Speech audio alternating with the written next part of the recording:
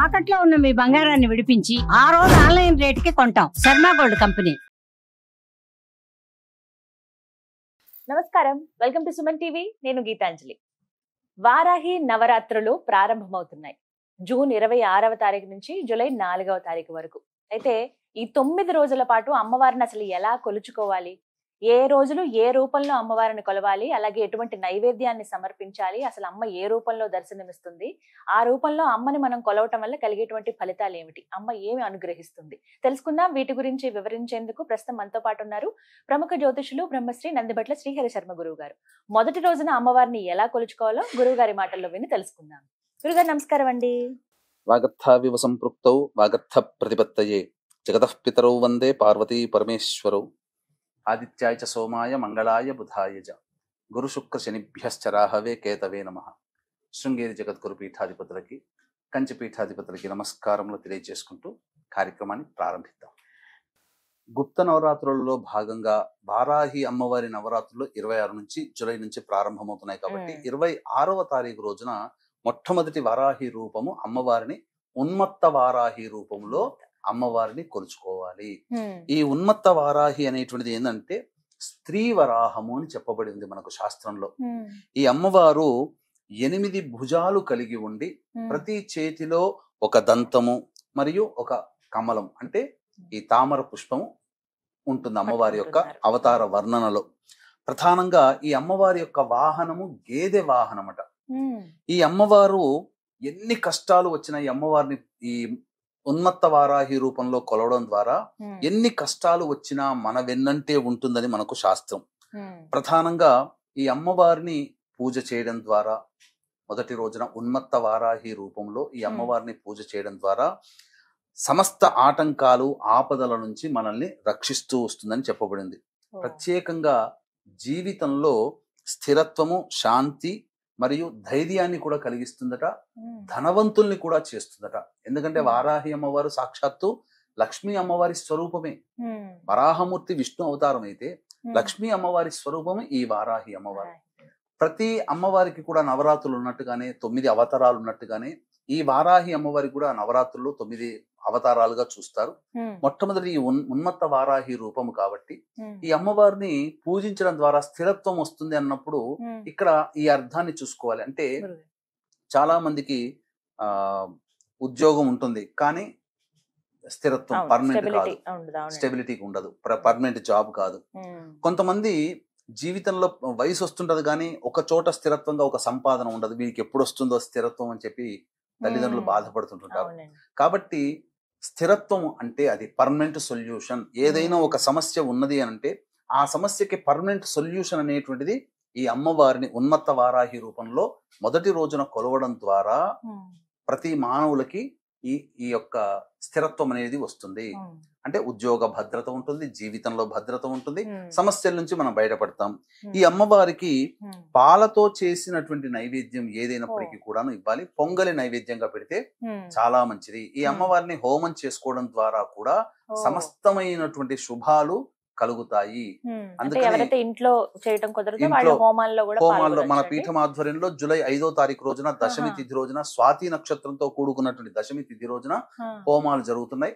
ఆ హోమాల్లో మధ్యాహ్నం 3 గంటలకి ప్రారంభమవుతుంది. 12 లోపల గోత్రనామాదులు నమోదు చేసుకోవచ్చు. ఈ హోమాల్లో ఈ వారాహి హోమాల్లో 9 అవతారాలు కదమ్మా, 9 వారాహిల యొక్క హోమాన్ని మనం చేయడం జరుగుతుంది. ఈ కార్యక్రమంలో నమోదు చేసుకున్నటువంటి వాళ్ళకి శక్తిపాతం చేయబడినటువంటి శంకరుంగలి మాలని ఇవ్వడం జరుగుతుంది. చిన్న సందేహం గురువు గారు, ఇప్పుడు అమ్మవారి మొదటి రోజు కదండి, చాలా మందికి ఇదే కాస్త కన్ఫ్యూజన్ ఉంటుంది. ఎలాంటి ఫోటో పెట్టుకోవాలి అమ్మవారిది, 9 రోజుల పాటు ఆ ఫోటోనే ఉంచాలా, కలశం కూడా పెట్టుకోవాలా అని అడుగుతూ ఉంటారు. కలశం పెట్టుకోగలిగేటువంటి వాళ్ళు కలశం పెట్టుకోవచ్చు. విగ్రహాన్ని పెట్టుకునేటువంటి వాళ్ళు విగ్రహం పెట్టుకుని ప్రతిరోజు ఉపచార పూజలు చేయవచ్చు. లేదు మాకంతటి లేదు, కలశం పెట్టుకుని అలవాటు లేదన్న వాళ్ళు కనీసము ఫోటో పెట్టుకోవాలి. అయితే ప్రధానంగా లలిత అమ్మవారి ఫోటో ప్రధానంగా పెట్టి ఎడమ వైపున మంత్రిని అనగా రాజశ్యామల ఫోటో, కుడి వైపున దండిని దేవి అంటే ఈ వారాహి అమ్మవారిని పెట్టుకోవాలి. అయితే ఈ ఫోటోలో కూడా వారాహి అమ్మవారిలో కూడా చాలా రకాలైనటువంటి ఫోటోలు కనబడుతున్నాయి. ఒక్కడి గుర్తు పెట్టుకోండి, అమ్మవారి ఫోటోలో చంద్రవంక ఉంది అని అంటే స్వప్న వారాహి అమ్మవారు రూపం. అది కాబట్టి చంద్రవంక లేనటువంటి అమ్మవారి వారాహి అమ్మవారి ఫోటో పెట్టుకోవాలి. లేనటువంటిది ఉన్నా పర్వాలేదు, మీరు అడిగారు కాబట్టి చెప్తున్నాను, అంతరార్థం చెప్తున్నాను. ధరించే వస్తువులలో కాంతివంతముగా శ్వేత వస్త్రము ధరించి ఉన్నటువంటి అమ్మవారైతే సాత్వికంగా ఉంటారు. లేదు మరకతం అంటే ఆకుపచ్చ కలర్ వస్త్రము ధరించినటువంటి అమ్మవారు. ఇక నీలవర్ణం కనుకంటే బ్లూ కలర్ లో షేడ్ తో వస్తుంటాయి చూడండి, అమ్మవారిని అన్ని కూడాను తామస వర్ణం, ధూమ్రవారాహి అమ్మవారి రూపం అది తామస వర్ణంలో ఉంటుంది. కాబట్టి మనం పెట్టుకునే పూజ బట్టి కూడా, మనం పెట్టుకునే చిత్రపటాన్ని బట్టి కూడా మన యొక్క ఫలితాలు అనేటువంటివి ఉంటాయి. కాబట్టి శ్వేత వర్ణము లేదా మరకత వర్ణము, శ్యామ వర్ణం అంటే ఆకుపచ్చ రంగు ఉన్నటువంటి ఫోటో పెట్టుకోవచ్చు. ఎరుపు వర్ణం ఉన్నది కూడా పెట్టుకోవచ్చు, తప్పలేదు, శుభానికి సంకేతం. అమ్మవారు చాలా మందస్మితముగా అంటే ఏంటి, నవ్వుతూ ఉన్నటువంటి అమ్మవారు ఉండాలి. క్రోధముగా ఇలా చూస్తూ ఉండే అమ్మవారు కాదమ్మ. ఫోటోల్లో కూడా చాలా ఉంటాయి వెరైటీలు. నవ్వుతూ ఉన్నటువంటి అమ్మవారు, స్త్రీ రూప వరాహ రూపంగా ఉన్న అమ్మవారిని పెట్టుకుంటే మంచిది. మొదటి రోజు కదా గురువు గారు, ఏ టైం కి ప్రారంభించమంటారు? ఉదయం చేసుకోమంటారా, సాయంత్రం చేయమంటారా? అమ్మవారు రాత్రి సంచారిని, నిశీ సంచారిని. మనకు క్షేత్రపాలకురారు కాశీకి వరాహ అమ్మవారే, వారాహి అమ్మవారే. కాబట్టి సాయంకాలం సూర్యాస్తమైన తర్వాత సూర్యోదయం వరకు ఈ కాశీ నగరానంతా చుట్టి వచ్చి మళ్ళీ ఉదయం నుంచి సాయంత్రం వరకు పడుకుంటుందట. కాబట్టి ఎప్పుడైనా పూజ చేసినా ఉదయం లోపల, సూర్యోదయం లోపల పూజ చేసుకోవచ్చు, లేదా సూర్యాస్తమయం తర్వాత పూజ చేసుకోవచ్చు. కానీ ఎప్పుడు పూజ చేసినా దంతధావనం ఖచ్చితంగా చేయాల్సిందే, స్నానకృత్యాదులు ఆచరించాల్సిందే. సాయంకాలం పూట చేస్తే అమ్మవారు చాలా విశేషంగా ఉంటుంది. సాయంత్రం పూజ అంటారు కదా గురుగారు, మరి ఉదయం అంతా ఉపవాసం ఉండాలంటారా? ఉపవాసం ఉండవచ్చునమ్మా, తప్పులేదు. అందుకనే ఉపవాసం ఉంటే మంచిదే. ఉపవాసం లేనటువంటి వాళ్ళు, అంటే అమ్మవారి అనుగ్రహం తీక్షణంగా కలగాలనుకునే వాళ్ళు ఉపవాసం ఉండవచ్చు. తొందరగా కలగాలి అనుకునే వాళ్ళు నిష్టగా చేయగలిగితే చేయవచ్చు. కానీ ఒకటి ఏంటంటేనమ్మా, అంటూ సొంటూ కలుపుకునే వాళ్ళు ఉంటారు కదా, చేయకపోవడమే మంచిది. ఎందుకనంటే ఇది కలుపుకునేటువంటి సందర్భంలో ఉన్నప్పుడు అమ్మవారు చాలా తీక్ష్ణమైనటువంటి దేవత, తామసికమైనటువంటి దేవత. ఈ ప్రభావం వల్ల జరిగేటువంటి నష్టం ఏంటంటే, అమ్మవారికి శుచి శుభ్రత, ఎత్ర శుచి తత్ర దేవత. కాబట్టి శుచి శుభ్రత లేకుండా అన్ని మన ఇంట్లో మనం కలుపుకుంటామంటే మాత్రం అస్సలు కుదరదమ్మా, చేయకుండా ఉండే. ఎందుకంటే ఇప్పుడు ఇంట్లో పాస్ అయ్యేటువంటి కరెంటు వైరు ముట్టుకుంటే షాక్ కొడుతుంది, జలకిస్తుంది. కానీ మన ఇంటి ముందర వైరు పోతుంది కదా అని చెప్పి హై టెన్షన్ వైర్ పట్టుకుంటే ప్రాణమే పోతుంది. హై టెన్షన్ వైర్ లాంటిది వారాహి అమ్మవారు. కాబట్టి తేడా తెలుసుకొని నిష్టగా ఉండగలిగితే, బ్రహ్మచర్య వ్రతాన్ని ఆచరించగలిగితే ఈ నియమాన్ని పాటించవచ్చు. గురుగారు, మరి ఇంకా చాలా సందేహాలు ఉన్నాయండి. మరి అమ్మవారిని ఎలా పూజ చేయాలి, ఇవి కూడా వివరించండి. అమ్మవారు మనకు ఈ సంబంధించినటువంటి లలిత అమ్మవారిలో సైన్యాధ్యక్షురాలుగా ఈ అమ్మవారి గురించి చెప్పడం జరిగిందమ్మా. ఈ అమ్మవారు రథం పేరట కిరిచక్రము అని అంటారు. అంటే 1000 వరాహములు ఉండి లాగుతూ ఉంటే అమ్మవారు రథం మీద కూర్చొని వస్తూ ఉంటుందట. ఈ అమ్మవారు చాలా విశేషమైనటువంటి అమ్మవారమ్మ. ఈ అమ్మవారికి సంబంధించి విశేషమైనటువంటి ఏ నెలలోనైనా కానీ ఈ అమ్మవారి అనుగ్రహం కావాలి అనుకున్నటువంటి వాళ్ళు రేవతి నక్షత్రం రోజున ఈ అమ్మవారి పూజ, అర్చన, అభిషేకము, హోమము చేస్తే ఈ అమ్మవారు అతి శీఘ్రంగా ఫలిస్తుందట, రేవతి నక్షత్రం ఉన్న రోజున చేస్తే. అలాగే ఈ అమ్మవారు ఎవరయ్యానంటే సాక్షాత్తు విష్ణువు వరాహ అవతారం అయితే ఆ వరాహ రూపానికి జోడీగా లక్ష్మీ అమ్మవారు వారాహి అమ్మవారి రూపాన్ని ధరించి ఉన్నది. అందుకే ఈ అమ్మవారి లక్ష్మీ సహస్రనామాల్లో వారాహి, ధరణి, ధ్రువ అనేటువంటి యొక్క సహస్రనామంలో ఒక నామం. అంతేకాకుండా ఈ అమ్మవారు ప్రధానంగా ఈ అమ్మవారిని విశ్వేశ్వరుడు, కాశీ విశ్వేశ్వరుడే. ఎందుకంటే కాశీ క్షేత్రానికి క్షేత్ర పాలకురాలు ఈ వారాహి అమ్మవారు అయితే, విశ్వేశ్వరుడు విశేషంగా ఈ అమ్మవారిని వింధ్యాచలం కొండలో ఈ అమ్మవారిని ప్రతిష్ఠ చేశాడు. ఇప్పటికీ కూడా ఆ అమ్మవారు పూజలు అందుకుంటూ ఉంది. అంతేకాకుండా ఈ అమ్మవారికి పూజ చెయ్యాలి అనేటువంటి ఆలోచన ఉన్నటువంటి వాళ్ళు రాత్రి దేవత ఈ అమ్మవారు కాబట్టి, అంటే సూర్యోదయం నుంచి సూర్యాస్తమయం వరకు కాకుండా అమ్మవారికి ఇష్టము రాత్రి సమయం కాబట్టి సూర్యాస్తమయం తర్వాతనైనా కానీ లేదా సూర్యోదయం లోపలనైనా కానీ కాలకృత్యాలు తీర్చుకొని ఖచ్చితంగా ఈ అమ్మవారి పూజ చేసుకుంటే విశేషమైనటువంటి ఫలితాలు కలుగుతాయి. రాత్రి దేవత అన్నారు కాబట్టి రాత్రి సమయంలో సూర్యాస్తమయం తర్వాత చేసుకునే వాళ్ళైతే ఖచ్చితంగా సూర్యాస్తమయం కంటే ముందే దంతధావనము కాలకృత్యాదులాగా మళ్ళీ తీర్చుకొని చేసుకోవాలండి. అప్పుడు పూజాది కార్యక్రమాలు చేయాలి. అయితే ఈ పూజాది కార్యక్రమాలలో సాధారణంగా కలశం పెట్టుకునే అవకాశం ఉన్న వాళ్ళు కలశం పెట్టుకోవచ్చు. కలశం పెట్టుకోకపోయినా మాకు ఆచారం లేదు అన్న వాళ్ళు చక్కగా ఈ అమ్మవారికి సంబంధించి చిత్రపటాన్ని పెట్టుకోవాలి. అయితే శక్తి ఉంటే ప్రధానంగా మొట్టమొదటగా శ్రీచక్రము కానీ లేదా లలితా అమ్మవారి చిత్రపటము, ఒకవైపున కుడివైపున ఈ దండిని దేవి అంటే వారాహి అమ్మవారు, ఎడమ వైపున మంత్రిని కాబట్టి రాజశ్యామల అమ్మవారి 3 చిత్రపటాలని పెట్టి చేసుకుంటే చాలా విశేషమైనటువంటి ఫలితం కలుగుతుంది. లేదా అమ్మవారి చిత్రపటం ఒక్కటి పెట్టుకొనైనా కానీ పూజ చేసుకోవచ్చు. ఈ అమ్మవారు పూజ చేసే సందర్భంలో విశేషముగా అభిషేకము, అర్చన ఇవన్నీ జరిపిన తర్వాత ప్రతిరోజు ఖచ్చితంగా లలితా సహస్రనామ పారాయణం చేయాలండి. ప్రతిరోజు చేయాలి. ఎటువంటి పుష్పాలను అమ్మవారికి సమర్పించాలి గురుగారు? ప్రత్యేకం ఏమన్నా ఉందా అండి? ఈ అమ్మవారికి ప్రధానంగా పుష్పములు అనేటువంటిది నీలి రంగు పుష్పాలతో అర్చన చేయాలి. అంటే నీలి రంగు చామంతి పుష్పాలు కానీ లేదా నీలి రంగు శంఖు పుష్పాలు దొరుకుతాయి కదమ్మా, ఆ పుష్పాలతో అర్చన చేసిన అమ్మవారికి ఇప్ప పూలు అని అంటారు కదమ్మా, ఆ ఇప్ప పూలతోనైనా కానీ అర్చన చేయవచ్చు. అయితే అమ్మవారికి దీపారాధన చాలా ప్రీతికరం. ఈ దీపారాధనలో ఏ దేవతకి లేనటువంటి విశేషమైనటువంటి దీపారాధన ఒకటి ఉంది. కందగడ్డ దొరుకుతుంది కదమ్మా, ఆ కందగడ్డని దీపపు కుందిలాగా తొలుచుకోవాలి. మధ్య భాగంలో కొద్దిగా తొలుచుకుంటే ఆవు నెయ్యి కానీ, ఈ అమ్మవారికి ఇష్టమైనటువంటి నూనె దీపం ఏ దీపారాధన అంటే విప్ప నూనెతో దీపారాధన చేసుకోవాలి. విప్ప నూనె ఒరిజినల్ దొరికితే మంచిది, లేకపోతే ఆవు నెయ్యితో దీపారాధన చేయొచ్చు. కానీ కంద దీపములో కందగడ్డతో దీపంగా చేసి కంద దీపాన్ని గనక పెట్టినట్లయితే అమ్మవారు చాలా విశేషమైనటువంటి సంతృప్తి కలుగుతుంది. అమ్మవారికి ఇవన్నీ ఇష్టమట, ఇలా చెయ్యాలి. ఈ విధంగా ఇప్ప పువ్వులతో కైనా కానీ అర్చన చేయవచ్చు. బాగా ఇష్టమైనది ఏంటండి అమ్మవారికి? ఎవరైతే ఈ నవరాత్రులు చేస్తున్నారో ఖచ్చితంగా ఇవి అమ్మకి సమర్పిస్తే ఇక అమ్మవారి అనుగ్రహం ఖచ్చితంగా కలుగుతుంది అనేటువంటిది ఏదన్నా ఉందా అసలు? అమ్మవారికి ప్రధానంగా ఇష్టమైనటువంటి చెప్పబడినటువంటిది బెల్లం పానకం. అంటే చాలా మంది ఏంటంటే బెల్లంని సంబంధించి ఆ నీటిలో కలిపిస్తే బెల్లం పానకం లాగా ఉంటుంది. కానీ రాజమండ్రి ఆ చుట్టుపక్కల జిల్లాల్లో ఉన్నటువంటి వాళ్ళకి బెల్లం పాకము అని అంటే ఆ బెల్లం తయారు కాకముందు తేనెలాగా ఒకటి ఊరుతుంది, చిక్కగా ఉంటుంది.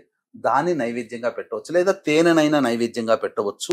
అమ్మవారికి నువ్వుల లడ్డూలు చాలా ఇష్టం. ఇలాచీ పొడి, అలాగే నేతితో వేయించినటువంటి నువ్వుల లడ్డూలు పెట్టిన అమ్మవారికి చాలా ప్రీతికరం. అంతేకాకుండా ఎర్రటి పండ్లు అంటే దానిమ్మ పండ్లు ఒలిచి గింజలు ఒలిచి పెట్టాలి.